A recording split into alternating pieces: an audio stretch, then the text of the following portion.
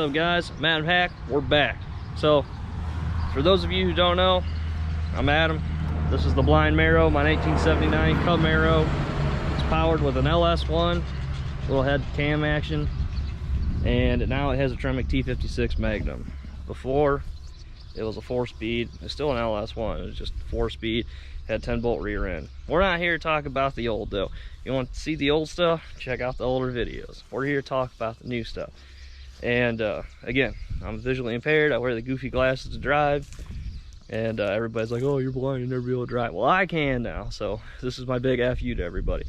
So the car's basically done now. There's a few little wiring odds and ends, some wiring for the transmission to activate, deactivate the reverse lockout solenoid. Still put the car in reverse, you just have to work against the solenoid. It's not a super big deal, so we're gonna knock that out. Right now it's a hot Ohio day and it's humid. It rained yesterday for the first time in quite a while, so I think it's like 93 degrees and it's humid. It's a little warm for hot riding, and so we're gonna turn the camera around, show you the way the car is sitting. I'm debating if I want to lower the ass end another ½ inch or not. It's sitting pretty good the way it is now, but maybe just a touch lower would be better. I don't know. The Caltrack brackets there's some pretty low hanging fruit, so we lower the car, then those will be hanging low. So I don't know. I'm debating on this or not. But let's show you what's going on the outside of the car. All right, guys. So this is how she's sitting right now. In the front, it's the same ride height. It's a solid, like, 1-finger slipper between the top of the tire and the wheel well. Now these tires are pretty bad. These are the ones that were on the car. They're actually on the back of the car when I got it. And then back here, it's a solid 2-finger slipper. I think these springs have settled now, especially since all the weight's back in the car. Essentially all the weight is. But so I don't know if I really want to lower it any more than it is now. I think it's sitting pretty good where it's at. Down here, got the Caltracks. Make sure this is in frame. Yep. So there's Caltrack bars. That's what's going on there. Still have to adjust the bars and preload the suspension, but I'm not going racing right now. Norwalk, Summit Motorsports Park, decided not to open up for 2020 because of the Corona bullshit. And the next closest track is 42, and it's like an hour and 4 minutes away from my house, which isn't bad, but it's super hot right now. And who wants to go sit on asphalt in a black car in 90-degree weather? So if we get, some nice time and they're having a test and tune, me and Garrett might throw this on the trailer and ride down there. But he wants to throw his car on the trailer and ride down there too, so I might have to borrow the old man's trailer and take my truck, or just drive the car down there, which I don't exactly really want to do that. Just in case if it breaks. I don't think it's gonna break though. The weak link in the drivetrain is the motor. It's a 9-inch. Everybody's seen that, heard about it. T56 Magnum, everybody's seen about it, or seen it, heard about it. And then the thing that's connecting them together is a $700 PST, Precision Shaft Technologies drive shaft with billet yoke and HD welded. That's a 3.5 inch in diameter chromoly drive shaft. So the car is a pretty serious piece underneath now. The weak link is the motor. So yeah, anyways, we're gonna go racing at some point, just not right now because it's way too hot. And like, I'd like to, the best time the car ran was with Garrett driving. That was a 1208 116. My personal best on this car was a 1255 at 113. I'm very certain that I can definitely beat that, but I'd like to beat the car's best too. A 1208, I think it'd be kind of cool if we could get into the 11s. That's wishful thinking, but who knows, might be able to do it. So anyways, let me show you what's going on in the interior. I'll mount the cameras up, get a couple angles, and then we'll go for a ride. All right, seats, they're the same. There's my camera back. There's Summit brand seats. They used to be nice. They got a different company making them for them now. They're not very nice anymore. Don't buy them. Don't recommend them. They're cheap, yes, but don't buy them. The lower back really starts to hurt, and that's like after not that long of driving. All right. As far as up here, still got the same cheap tack that's taped together and has some tape holding it from wiggling back and forth. Steering wheel, right steering wheel. I love this wheel. That's the same.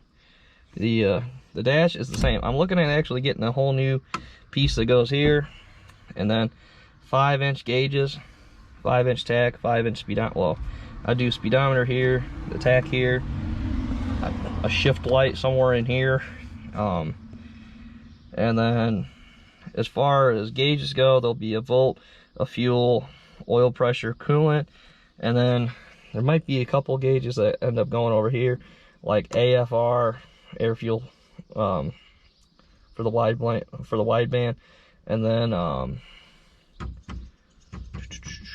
I was thinking about doing like an oil temperature, just see how hot the oil's getting, but I don't know yet, because I know they do make it where there's no AC vents right here. That's one thing I'd like to do in the future, is put vintage air in the car. So I don't know if I want to ditch the vents, or maybe I would just have, you know, like I'd make my own little thing. I don't know. And by I make it, I'd probably have like my neighbor do it. So, but right down here, this is the good stuff. I still have to put the trim piece in here. I got a new line lock switch. I don't know if you should be able to see that. See the rubber on my finger there? It's all split and broke. And this is a legit Hurst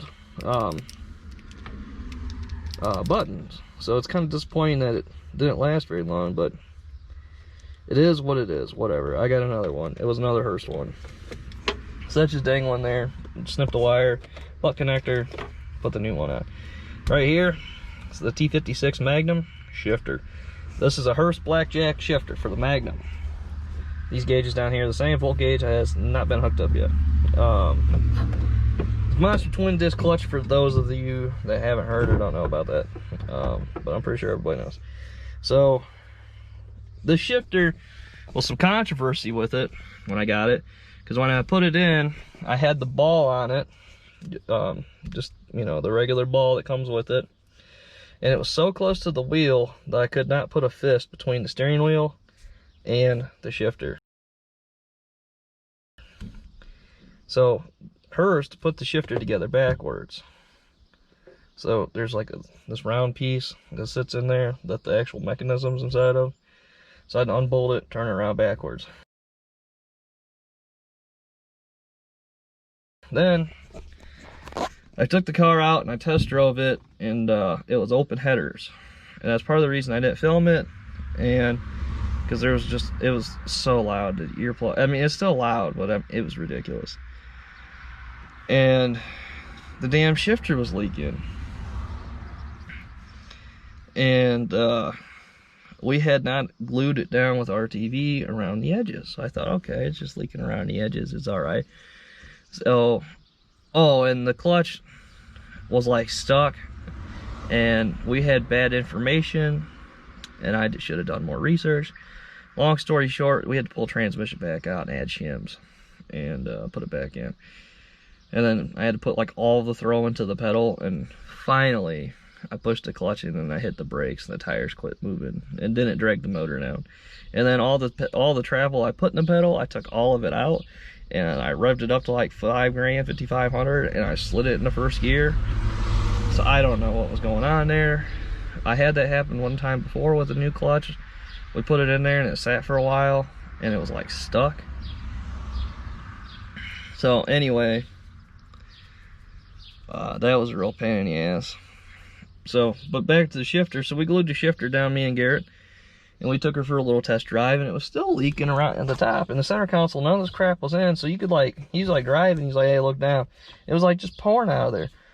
So I took the little puck thing that I had to spin around backwards because it was in there backwards, took that out, and glued it all down. Yeah, we glued the puck, and then there's like a lid that goes on top of it. We used RTV on everything, you know, not a massive amount, but just enough to seal the damn thing up. So anyway, though, that's what was going on there. So here's I mean, everybody that tries it's like, dude, the shifter is so tight. So there's first, there's second, there's third, there's fourth, there's fifth, and there's sixth, and then reverse is all the way over there. So that's fast. So yeah, the shifter, if you remember from the old 4-speed, it was like, you know, starting up here, coming back here, then over here, then back here. Yeah, it's none of this anymore. I've accidentally put it into 5th gear instead of 3rd gear. But all you gotta do for it, straight back, and then push, and then straight back. And really, you only need, you know, 2 fingers to shift it. So, my buddy Brad, also known as Millhouse Tune, with the C5 Corvette, I let him drive it. He's like, dude, can I feel it? Can I shift the Magnum? And I was like, yeah. So we did the old Chinese fire drill, and we swapped spots in the middle of the road. And he drove it, and he was super impressed. Garrett, he seems to be pretty impressed by it. And those are the only 2 people that have driven the car. I've had people like sit in here and like run it through the gears, you know, with the clutch in, and they've all been like, dude, that shifter's tight. So, enough rambling. Let's fire her up and go for a ride. All right, guys, let's go for a little ride.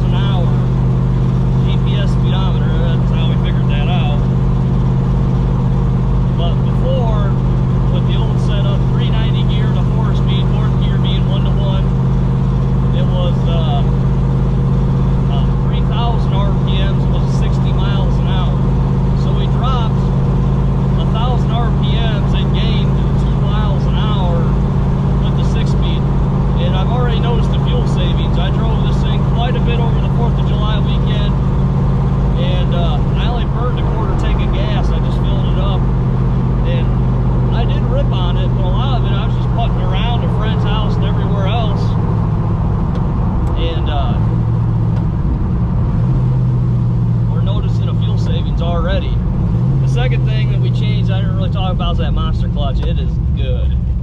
I mean, you can pull out of the driveway now, slip it, not even spin the tires in the stones.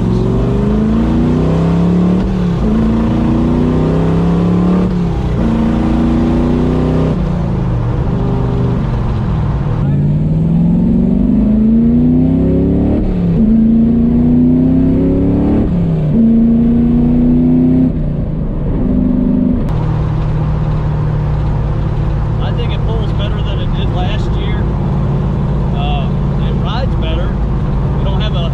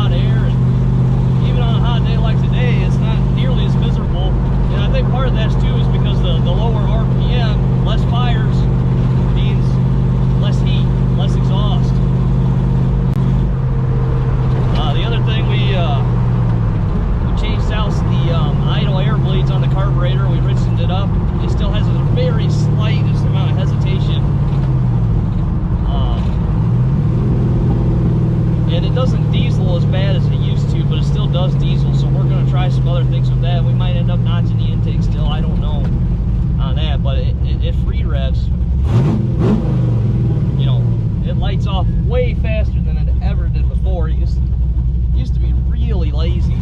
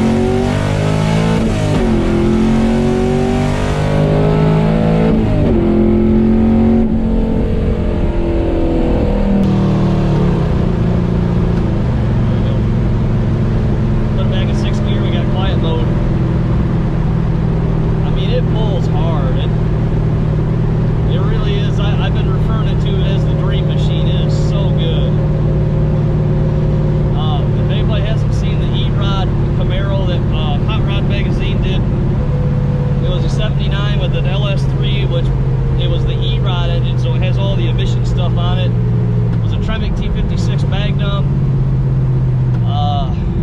I think it might have been a strange 9-inch with a true track. I know it had a true track diff in it. Mine is the S-track differential. But basically, they were running like well over 20 miles to the gallon with the air conditioning on going down the highway.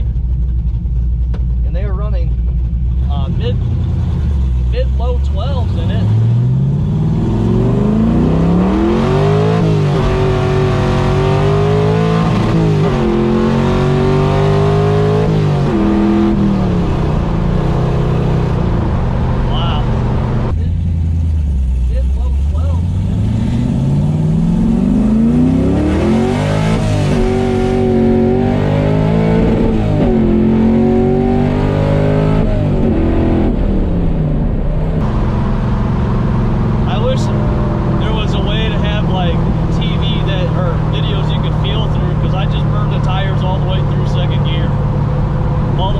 Hit the limiter,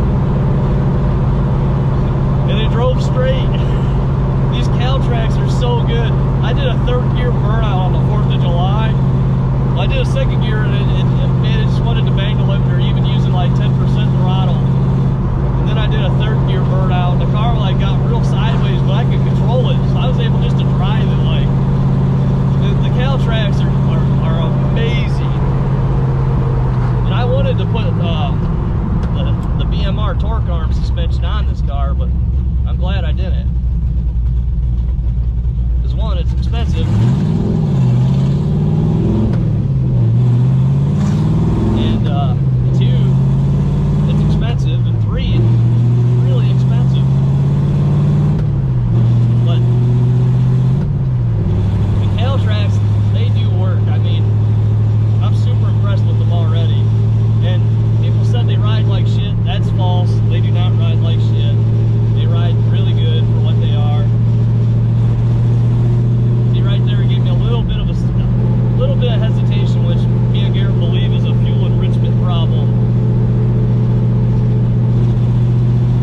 Just right up off idle, it'll give you.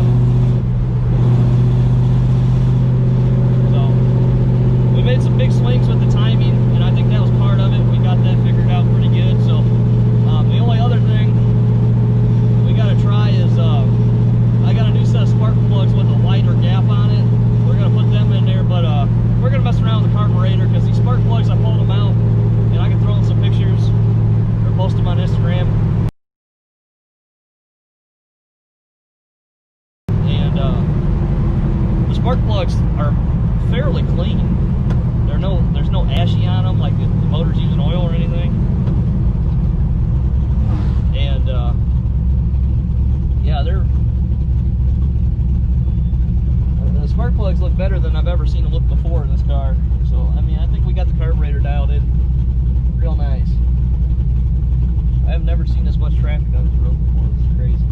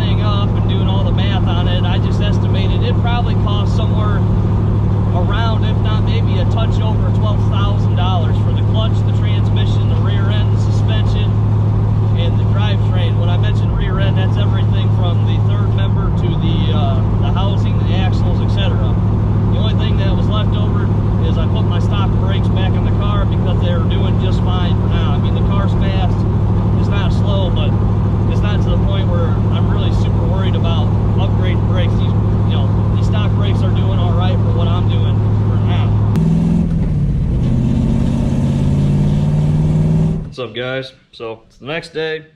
My GoPro Hero 8 black overheated, so big oof. So everything I thought I recorded yesterday, I did not record, and there was no more action shots of, you know, like really getting on it. So it got the important stuff. All I really want to do is just finish this off with, was it worth it? To me, yes, it's a dream come true, something I've always wanted to do, and I've already noticed a huge savings in fuel. Like I said, I putted this thing around, and I did rip on it some, but mostly just cruising around, and only burned a quarter of a tank. I drove from my house basically to Sandusky, and then I don't know how many miles it was.